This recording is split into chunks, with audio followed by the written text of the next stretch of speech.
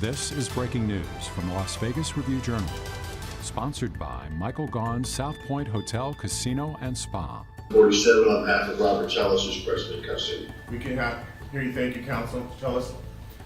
All right, counsel, this is your verified complaint for the issuance of decree by Robert Tellis of the Office of Clark County Public Administrator. I noticed and received Mr. Shetler's opposition or motion to dismiss. It was filed last night at 8:03 p.m. County, did you get a copy of it? We did, Your Honor. You have an opportunity to review it? We have. You ready to proceed and go forward? Yes. Okay, let's go ahead and hear it.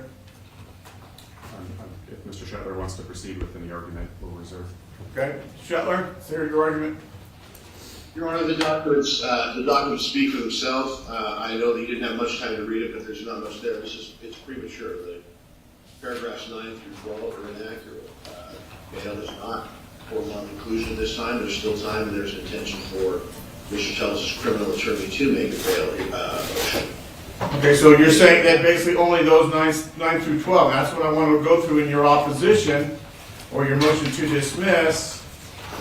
In the very first section, you've got paragraph 9, 10, 11, and 12, and you say this is untrue. Well, that's singular. There are 4 different paragraphs being stated there. Which of these 4 paragraphs is untrue, sir? Each one of those 4 paragraphs, Your Honor. Okay, so the defendant has continued to keep. Okay, so number 1, that upon information believed the defendant will continue to be held without bail. You believe that's to be untrue. Number 2, that since his arrest, defendant has neglected to perform the official duties of Clark County Public Administrator. How is that untrue, sir? Your Honor, he's done everything he can. He's reached out. We sent the POA to authorize them to make actions on his behalf as the public administrator. So now as a public official, all I have to do is turn a power of attorney in. So I can send a power of attorney in today to the Chief Justice and say, I'm no longer going to conduct my duties as the judge in the 8th Judicial District Court. Someone else can do it for me, and that is considered fulfilling my obligations. I think that in the totality of the circumstances, it's the most that Mr. Tellis can do at this current point in time, Your Honor. I don't think it's true to say that he's doing nothing to try and fulfill those obligations. But he's done the very most he can do at this point. Well, no, the statement is that he has neglected to perform. Not diligence, not in the arguments you made, that he has neglected. How is it untrue that he has not neglected to perform his duties? Your Honor, I believe that the term neglected, Judge Jones talks about a willful act, a willful non-act, and his detention is something outside of his control right now. Okay, so it's not that it's untrue. He's basically being able to perform. The fact that he sent over a power of attorney, I understood that as part of your argument, that he sent over a power of attorney and somehow that negates his obligation to perform his duties. How is sending a simple power of attorney as an elected official good enough to basically say you're fulfilling your obligations? I'm not saying it's good enough to fulfill the obligations. I'm saying it's the best he can do under the circumstances we have right now. I think that the ability of him to, the office can move forward. There's an infrastructure within the office to move forward and conduct business. It's different. I would respectfully say it's different. If you, Judge Jones, were to say, hey, I'm done sitting on the bench, here's my POA, have somebody else handle it. There's no infrastructure to have that.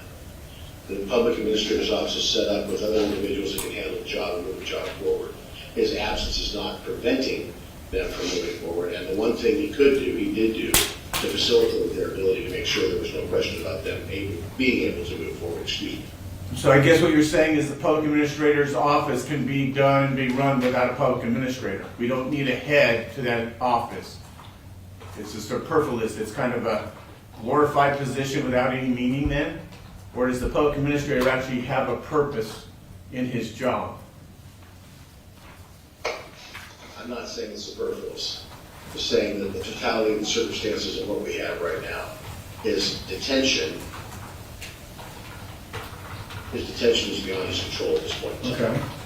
And if I'm not mistaken, didn't Mr. Tellis, in fact, in his financial affidavit specifically state to the state, I expect to be removed from my position as public administrator? That was on his financial affidavit. It's been date stamped marked CC010. That was submitted to the Justice Court, Las Vegas Township, an official document that was authored by Mr. Tellis and signed by Mr. Tellis, where he informed the people of the state of Nevada that I expect to be removed from my position. I don't expect that I can fulfill my obligations that I took an oath to fulfill. I will be removed because I'm unable to perform my duties. Isn't that what he told the Justice Court, Counselor? Your Honor, I would put forth that that's a different issue than what we have today. I think that was an issue regarding his ability to properly have a defense represent him in this criminal matter. And while the expectation that such an action is just going to come, just because I don't want to be glib, but simply expecting an act to come does not mean that we're conceding it's going to happen, right? Let me say it this way.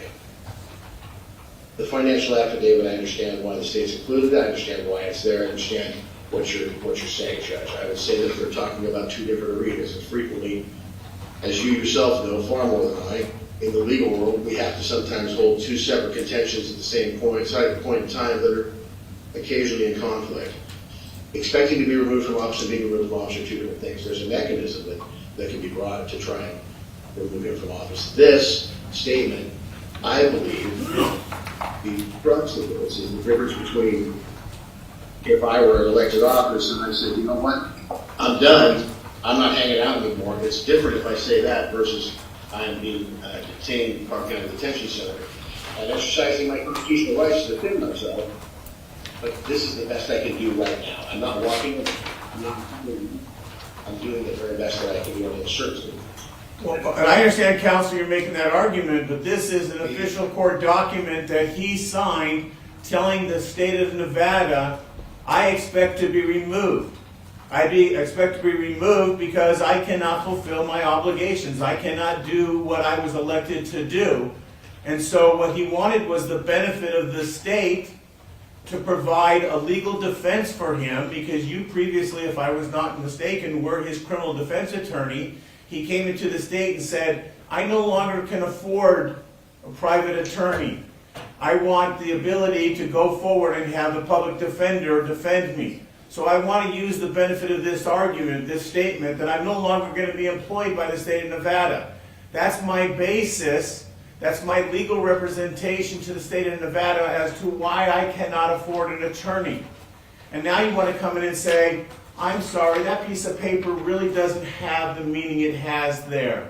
That's only if I want to use it for my benefit to burden the state with providing me with a legal defense because I no longer have any income. Now you're saying, no, Judge, he should maintain his position, maintain his employment, maintain his income. If that happens, Counselor, does he not lose the right to public assistance for his criminal defense? And is that really what your client wants to force a court to make a decision on? Either he wants public defense or he wants to maintain his job and keep his income. Which one is it, Counselor? Well, I think there are two different issues that come up in this, Judge, and I don't think, what I'm not saying is I want to have my cake and eat it too, which is I think what you're interpreting that as. Oh, you're not only wanting the cake and eat it too, you want a full-blown party with candles. Your Honor, just because he expected this proceeding to come forward, and just I'm sorry, Counselor, we've lost you. Hold on a second. Mr. Scheller, hold on a second, we lost you. Try to repeat it, go start back from your very beginning, sir. You bet, Judge. All I'm saying is that just because Mr. Tellis expects this proceeding to occur, just because Mr. Tellis expects Clark County to try to remove him from office, that's a separate issue from whether or not he can perform those duties. That's what's in front of us today. Can he perform his duties? He can't perform them 100%, but is he neglecting them? And our contention is he's not neglecting them because he's done the best that he can in the set of circumstances he's in. Can he perform them at any percent? What percentage of his job employment, his job duties, his job description is he performing? Your Honor, I think that would take a different hearing, because that's something we have to look into and have an evidentiary hearing as to what can and can't happen. He has access to the telephone now, he has access to the video now. So what part of his job that the state would be paying him for is he fulfilling? Well, I would put forth that he can perform almost all of the duties of his job on the telephone and on video. Okay. Then let me pose this next question to you that you have kind of skirted past. If in fact I denied this and said, no, he is to retain his position as public administrator, what does that do to his public defenders? I don't think. Would that not be inconsistent? I'm now saying no, even though you put in your financial statement that you no longer have any income. Judge Jones, if he decides to allow Mr. Tellis to stay in his place of employment and maintain his employment, which means this, whoever is his financial responsibility, whether the state or the county, I don't know, would have to pay him his salary. Well, then guess what? I think he just lost his public defenders because he no longer is indigent. He no longer has a financial necessity to have the state pay for his defense. Is that what you want to have happen to your client, sir? I certainly don't want him to lose the ability to have representation, his constitutional right to have representation. Why did you say representation, counselor? He had representation before, and it was you. I understand, I misspoke, excuse me, Your Honor. He's entitled to defense. The few remaining months of his salary are nowhere sufficient to maintain a defense to this case. So I would put forth that those few months make zero difference on his ability to retain counsel, and he would still essentially be indigent. Well, I don't know. I would imagine he's probably making close to 6 figures as a public administrator. And are you saying that he's unable to afford a defense if in fact he's being paid approximately $10,000 a month? For the next 90 days. Okay. State, or county, excuse me, do you want to have anything? Yes, Your Honor. Technically, Mr. Shetler has brought a motion for judgment on the pleadings, and the standard for that is that there are no material facts in dispute. Oh, he just raised about 10 material He facts. did, so based upon the fact that those material facts are in dispute, you should deny the motion. Deny his motion, but what about your motion, Counselor? Well, ours isn't a motion, it's a complaint. We're asking for summary proceedings, providing evidence that Mr. Pettis has not performed his duties. We submitted the exhibits 1 through 9, which you've referenced some of them today, this morning.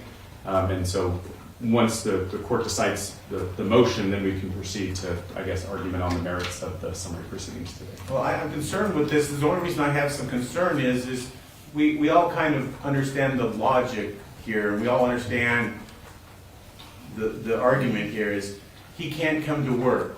Well, he can't come to work because the state of Nevada has placed him in a jail cell across the street.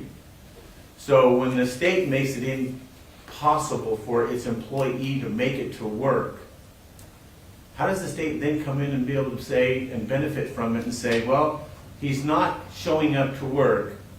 Ha ha ha, the reason he's not showing up to work is we have the man in shackles and he's over at Clark County Detention Center.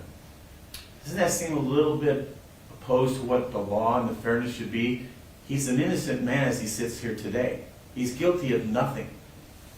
And that's why I knew you wouldn't have brought a guilty malfeasance argument in front of me, because he's not been guilty of anything. He's still an innocent man. And yet you want me to take away his job title and his job and his livelihood based on the fact that you have prevented him from doing his job. Well, first, Your Honor, I would dispute the fact that the county has prevented him from doing his job. The fact that he is in custody is through the fault of Mr. Tellis himself. And in fact, the Justice... That hasn't been proven yet, Counselor. However, Justice of the Peace has found that the proof is evident and the presumption great that he not only committed this killing of Mr. Gehrman, but that the killing was a murder in the first degree, and for that reason held him without bail. I agree. I've got lower courts who have basically given me a good indication in their belief on a very low standard that there's a basis to hold him over and to hold him over without bail. But again, we have yet to rise to the level of this man being guilty of anything. Agreed, but a finding of guilt is not necessary for you to remove him from the office of public administrator. All that is necessary for you to find is that Mr. Tellis has not performed the duties that are prescribed in statute, particularly Chapter 253 of the Nevada Revised Statutes. I would point you to a particular case of Schumacher v. State, 78 Nevada 167 from 1962. That was for the removal of the Clark County assessor. And in defense of his removal, the Clark County assessor basically tried to say, well, I didn't have the appropriate documents in my office to perform my job. That's why I couldn't do it. And the court turned around and said, look, you can't blame yourself for your inability to do your job. If the fault of your removal lies with your own failure to perform your job or some other fault of your own, you can't rely on that as a defense to your removal. And the same is here. The fault of Mr. Tellis' custody status is his and his alone. He can't do his job because he killed Jeff Bierman. And whether that's proof beyond a reasonable doubt at this stage doesn't make any difference. The fault of his custody status is his and his alone. Okay. Shetler, you want to comment to that? Unmute yourself, Counselor.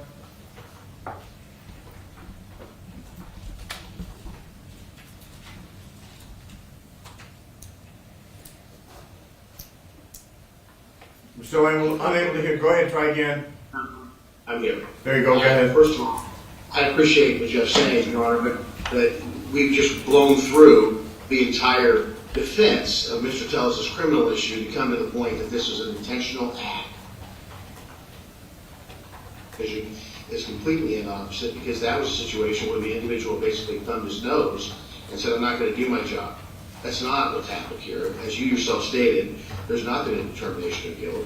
Being merely bound up and coming out to the district court level has nothing to do, has nothing to do with whether or not the crime was or was not committed. So, you've said it far more eloquently than I can. You can't, it's like, Shelter, we're losing you again. I apologize, Your Honor. That's It's very okay. Everybody tells me how convenient technology is and how this is the way we should be doing things. It's the reason why I like to see people in person. And I apologize. I got detained out of state. And that's fine. I understand. It's simply an opposite to. It's the other side of having a cake and eating it too, and having the candles. Except you already said it better than I can. You can't hold him, and he's not been found guilty of anything. There's no determination to make a statement that anybody was killed by this man is completely inappropriate, and the state knows that. It sounds great, and I understand for everybody sitting in the back of the courtroom, it makes sense, and the county's hands tied. The county has to do something to try and do something about this situation. But the reality is he did not thumb his nose at the world. He simply can't go do his job and come across the street to work there. He can do things on the phone from the CCDC. He has video done at the CCDC. It's not the same situation as the Schumacher case, so I believe the Schumacher has no bearing whatsoever in this case. Well, the Schumacher case, yes, I mean, it's basically, unfortunately, the only guidance we have, and other than myself, it's probably older than everybody in here. But here's the problem with this, Counselor, is he did give the legal authority, he did give law enforcement in this jurisdiction enough probable cause to arrest him for this charge. He did give lower court judges enough evidence to find for what they found and said that this individual should not be released in the community with any bail. So it's not as if you're saying this man has come in and basically said, I've given you guys no reason to hold me here. There's at least probable cause for his arrest. And there is now basis in front of a judge who has said that there's enough evidence to satisfy that individual's decision to hold this man in jail without bail at this time. Now, I know that there's proceedings that you guys have scheduled to do that. But there is evidence, as county has said, that this gentleman has placed himself in this position. There is enough actions that he took or did not take that allowed these people of authority to say, yes, I believe there's enough evidence, one, to arrest him for this charge, the DA to formally charge him, and a judge to say, there's enough evidence that I believe that this individual should be held in the Clark County Detention Center without bail. All of those actions, all of those acts or non-acts, is enough evidence to convince those people of authority to basically say that this individual has done this crime. Now, he has not been found guilty. All I'm looking at here is not a malfeasance. This is not a malfeasance argument. The county did not come in here and say he's guilty of malfeasance, because they knew, if they brought that in front of any court in this judicial district, the judge would say he's not been found guilty of anything, and therefore you cannot use that for a basis. But a nonfeasance, saying he's not showing up, he's not conducting his business, and he himself said, I expect, based upon my conduct, based upon what I have provided to the county in my conduct, that I'm going to be released from my own position. I expect that to happen. That speaks volumes to this court. In regards to the motion to dismiss for failure to state a claim, is hereby dismissed. In regards to the verified complaint for issuance of a decree depriving Robert Tellis of the office of Clark County Public Administrator, it's granted. Councils, go ahead and prepare your both orders. Have them turned over to each other. Anything else that needs to come before the court? Nothing else, Your Honor. Thank you. Thank you, everyone. Thank you, fellas. Thank you, officers. Those that are here, get ready. Please check in for my 9 o'clock calendar. I'll be off the court and back in the bench in a few minutes. Court will be in short recess. You've been watching breaking news from the Las Vegas Review-Journal, sponsored by Michael Gaughan's South Point Hotel, Casino, and Spa.